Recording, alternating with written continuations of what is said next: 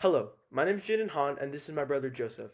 Our presentation is titled The Harnessing of Earthworm Gut Microbiomes for the Accelerated Recovery of Post-Wildfire Soil Ecosystems. Worsened by climate change, California's heat, dry weather, and strong winds make it extremely susceptible to disastrous wildfires like the recent Palo City fire. These wildfires can't be fully prevented and end up leaving behind long-lasting destruction on the ecosystem, mainly damage to soil health. For example, nitrogen, one of the essential elements for plant growth, is transformed so that plants can use it through nitrogen-fixing bacteria present in the soil.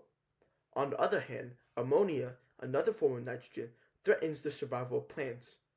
Unfortunately, wildfire not only eliminates nitrogen-fixing bacteria in the soil, but also increases ammonia concentration in the soil, so plants are not unable to survive in the wildfire-affected soil. Therefore, wildfire soil reduces the soil fertility by changing the soil phytochemical composition and removing soil microorganisms. We consider an environmentally friendly way to increase soil fertility in wildfire-stricken areas for rapid forest restoration.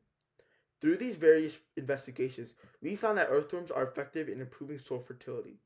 However, direct application of the earthworms to the wildfire-stricken soil may not be effective due to the toxic substances produced by the wildfires. An alternative is to utilize gut microbiota of earthworms, because soil fertility ingested by earthworms is determined by the activity of their gut microbiota. We hypothesize that if we directly introduce earthworm gut bacteria, which is the same type found in healthy soil, into the wildfire-affected soil, it will recover more quickly. Therefore, our research aims to analyze the impacts of fire in the soil ecosystem and test the potential of earthworm gut bacteria as a solution for restoring soil. Now we'll explain our experiment procedures to test whether the wildfire changes the nitrogen composition in the soil. We first mix 1 gram of soil from a full wildfire area and 1 gram of pot soil purchased from garden market with 10 milliliters of distilled water. Next, soil mixtures were then centrifuged at 4,000 RPM, filtered using syringe filter, and tested for nitrogen content using a test skid. In order to test plant growth in the wildfire-affected soil, we planted cabbage seeds in petri dishes containing each type of soil and watered them with distilled water. After 7 days, we then observed the seed germination and extracted chlorophyll from the leaves by immersing them with an 80% ethanol solution. We then measured the optical densities of the ethanol extracts to determine the chlorophyll content. To cultivate earthworm gut bacteria as a solution, we dissected earthworms exposed to fire-affected soil and pot soil. The gut extracts were then inoculated into nutrient broth medium and nutrient agar plates respectively. After a 2-day incubation period in anaerobic conditions, the colonies of the Na plates were observed and the optical densities of NB media were measured at 630 nm. To see if earthworm gut bacteria can revitalize the fire-affected soil, we introduced a corresponding amount of bacteria from earthworms that survived in the fire-affected soil. After a week, we tested the nitrogen content of the treated soil samples and compared it with that of other untreated soil. Cabbage growth of the soil was also determined. Now for the results. First, the fire-affected soil was much drier than the pot soil, even under the same conditions. This suggested that moisture in the soil evaporated more quickly.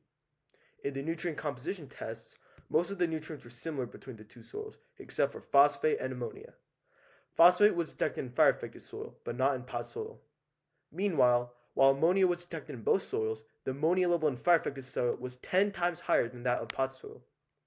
These chemical changes are due to the loss of bacteria caused by the wildfire, which hindered the process of nitrification. This demonstrates that when wildfire changes soil status physically, chemically, and biologically. In addition, when assessing plants after 7 days, plants in pot soil had greater germination rate and were tall and green, while those in the fire-affected soil had a lower germination rate and were stunted, yellow, and wilted. Furthermore, chlorophyll content of plants grown in the fire-affected soil was 42 to 48% lower than that of the plants grown in the pot soil, indicating that wildfire-affected soil led to unhealthy plant growth. We separated the earthworms into fire-affected soil and pot soil. After a week, we observed their gut bacterial colonies and optical density values. We found that more bacteria in pot soil, while the earthworm exposed to the fire-affected soil had fewer gut bacteria. However, one sample from the fire-affected soil, F3, showed an unusually high bacterial presence. This suggests that special bacteria survived in the soil, showing a potential solution for restoring soil damaged by wildfires. To confirm this potential solution, one of the earthworm gut bacteria from the fire-affected soil was introduced to soil damaged by wildfire phosphate and ammonia levels returned to normal, demonstrating that these bacteria successfully revitalized the soil. Soil affected by wildfires showed high ammonia content and low moisture retention. The high ammonia levels caused by dead organic matter increased soil acidity, reduced fertility, and hindered plant growth, resulting in the plant's death.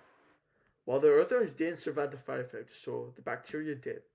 Earthworms enrich the soil by breaking down organic matter from gut bacteria, supporting plant growth. When the surviving earthworm bacteria is introduced into the fire-affected soil, the soil recovers, allowing soil and plants to thrive once again. In conclusion, wildfires alter soil composition by reducing moisture retention, stunting plant growth, and increasing ammonia levels. However, the introduction of earthworm gut bacteria to the fire-affected soil can revitalize the soil, make it so once again support an ecosystem. Our research highlights the environmental capabilities of earthworms and their ability to repair wildfire-affected soil. On a larger scale, these findings can aid the restoration of damaged ecosystems of the Palisades region and other wildfire-affected areas, and inspire other environmental scientists studying soil regeneration. Thank you for listening.